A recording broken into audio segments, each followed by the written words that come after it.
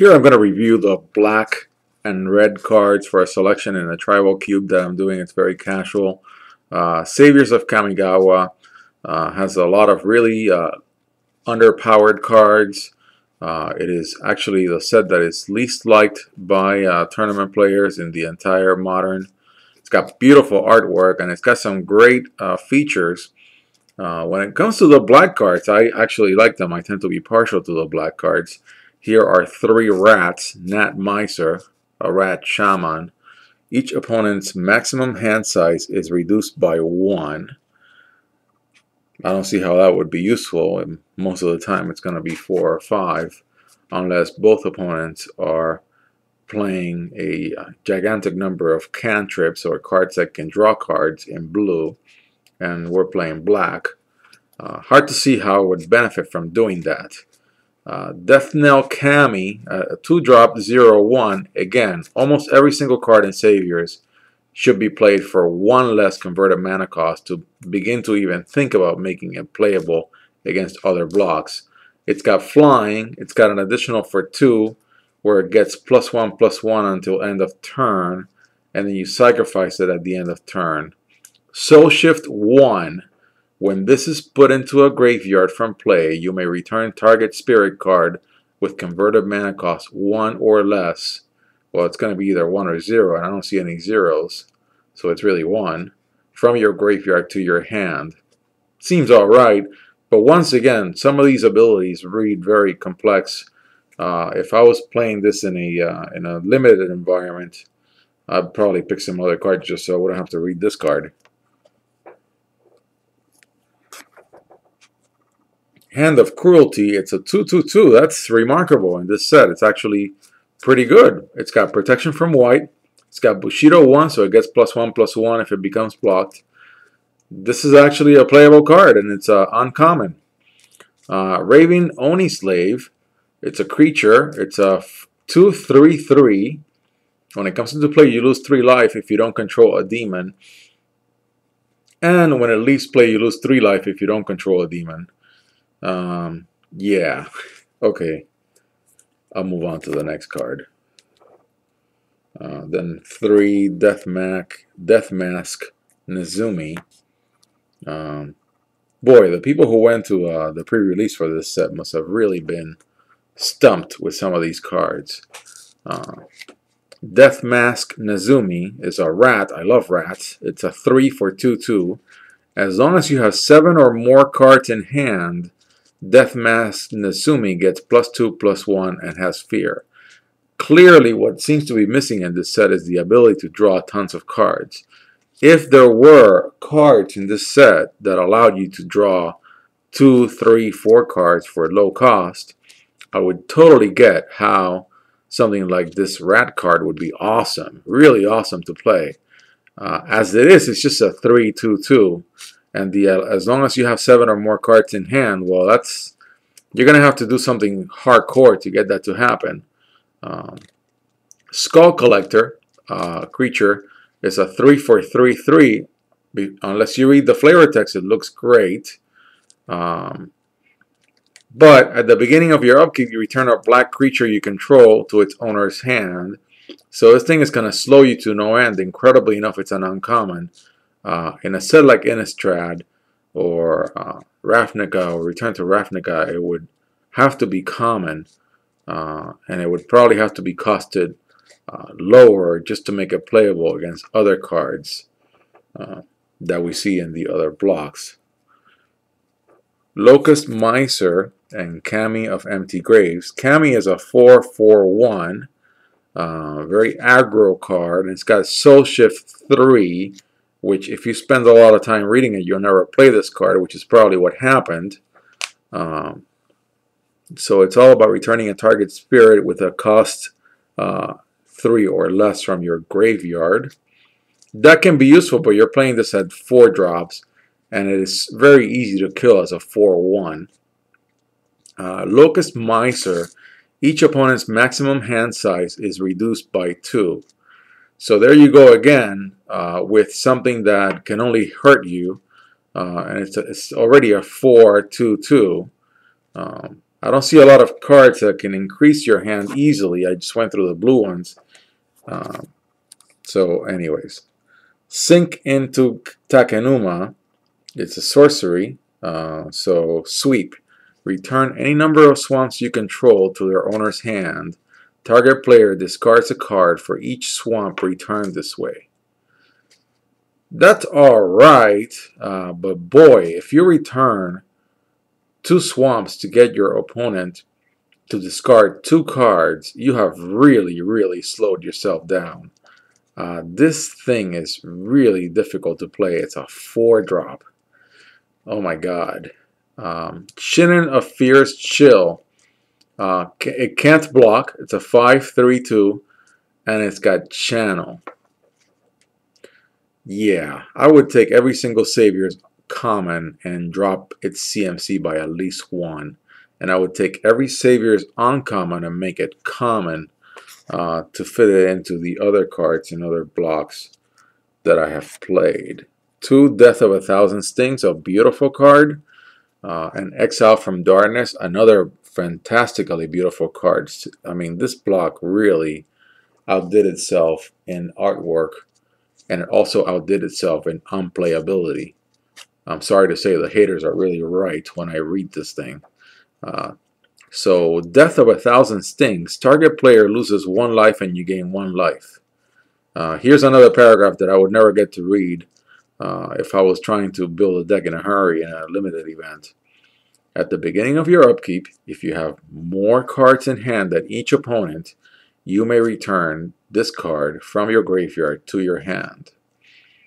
You have more cards in hand than each opponent. That's a lot of counting if you're playing Commander. Still, it's a 5-drop. Wow.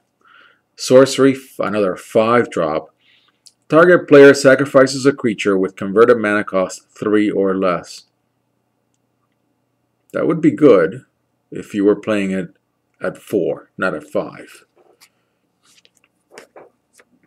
Death Denied. And then we've got 2 of Measure of Wickedness. I don't know. It's more like Measure of Unplayability. It's an enchantment. At the end of your turn, sacrifice it,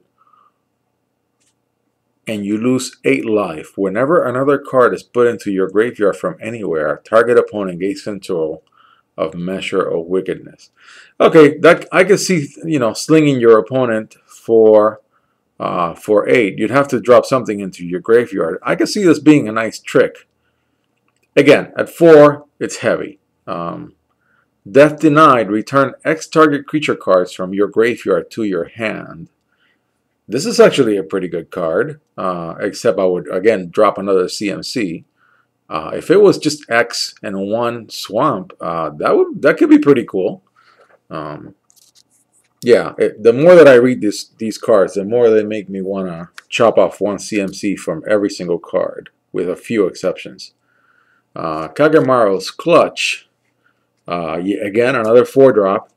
Enchanted creature gets -X/-X, where X is the number of cards in your hand. It's typically going to be 3 or 4, sometimes 2. So again, you're paying a lot. Now let's go on to the red cards. So I did score 1 legendary red card in these pulls that came from 7 Saviors of Kamigawa packs. It's got a channel, which means that you pay a bunch of gigantic mana, as you do with everything else in Saviors, and it deals X damage to each creature without flying. And then also you pay a little bit of mana, and this card deals X damage to target creature without flying. Alright, it's a 5-drop for 3/3. It's not going to be one of your top commanders out there, but you can play a very casual deck, and if you choose to drop 1 CMC off of everything from Kamigawa, you can mix it with other cards and it could be fun. But you definitely would have to drop all of these cards, kick off 1 CMC from all of them, except for very few exceptions. Glitterfang, 1 for 1, 1/1/1, which is great. That's rare in this set. It's got haste.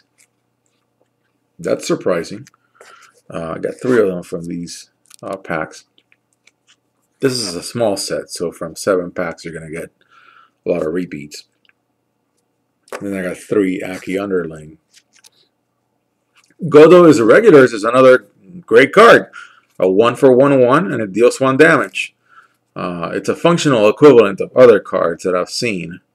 I think Goblin War Cannon from one of the Magic core sets. That's a great card. Aki Underling, as long as you have 7 or more cards in hand, Aki Underling gets +2/+1 and has first strike. Good luck with that.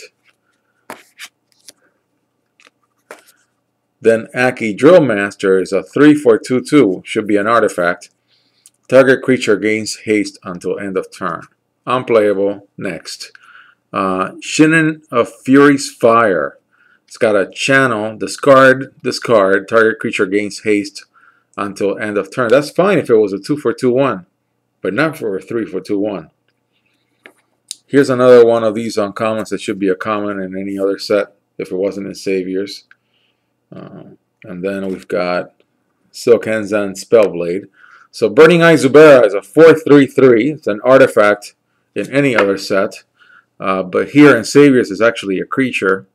When it's put into a graveyard from play, if 4 or more damage was dealt to it this turn, which definitely it will, this thing will draw damage like there's no tomorrow. It deals 3 damage to target creature or player. I think this card is unplayable enough that nobody will want to hit it. So that's not terrible. Then Silkenzan Spellblade has Bushido 1, so it gets +1/+1 if it's blocked. And it's got an ability where it gets +X/+0, where X is the number of cards in your hand. And here again, I mean, this is one of those things that this set would have really been helped if it had a bunch of cards all over the place that would, number one, allow you to have a bigger hand. So it should have had like an ability that was called that. And number 2, had a bunch of cards that allow you to draw cards to it. And so it's really, you know, it's kind of frustrating to a player to see this ability and say, come on, I mean, how many times am I going to have 7 cards in my hand except when I first draw? I'm playing this thing. I'm trying to play these cards. Okay, here we go through the sorceries. Sunder from Within, 4-drop, destroy target artifact or land, which I think looks like a completely functional equivalent to Demolish, if I'm not correct, from Innistrad, which is a common. Here it's an uncommon. Of course, every uncommon in Saviors is a common in any other set. Inner Fire, add 1 mana, red, to your mana pool for each card in your hand. Man, that hurts. 2 Barrel Down Silkenzan, and 1 Into the Fray. Target creature attacks this turn if able is Into the Fray. It's a good way to draw fire with an instant. And it's got a Splice, you know, one of these complicated abilities that obviously did not catch on. As you play an arcane spell, you may reveal this card from your hand and pay its Splice cost. If you do, add this card's effects to that spell. Okay. And then Barrel Down Silkenzan has Sweep. Return any number of mountains you control to their owner's hand. Barrel Down Silkenzan deals damage to target creature equal to twice the number of mountains returned this way. I gotta read this carefully to think about it, as it is the case with some of these cards. So mountains to their owner's hand. So say you pick 4. It deals damage to target creature to twice the number. So you can kill a creature with this for 3. Yeah, okay. I mean, I see it working with all these super heavy cards in this set. Sure. And then finally, Gaze of Alamaro, which is a 4-drop instant, deals damage equal to the number of cards in target player's hand to that player. Boy, this ability without the cards that I'm saying seem to be missing from this set must have been really annoying. Because every single time you're going to be like, okay, My opponent has 1 card. That's great. I gotta pay 4 for this thing. Path of Anger's Flame is a 3-drop instant, and the creatures you control get +2/+0 until end of turn. That seems reasonable.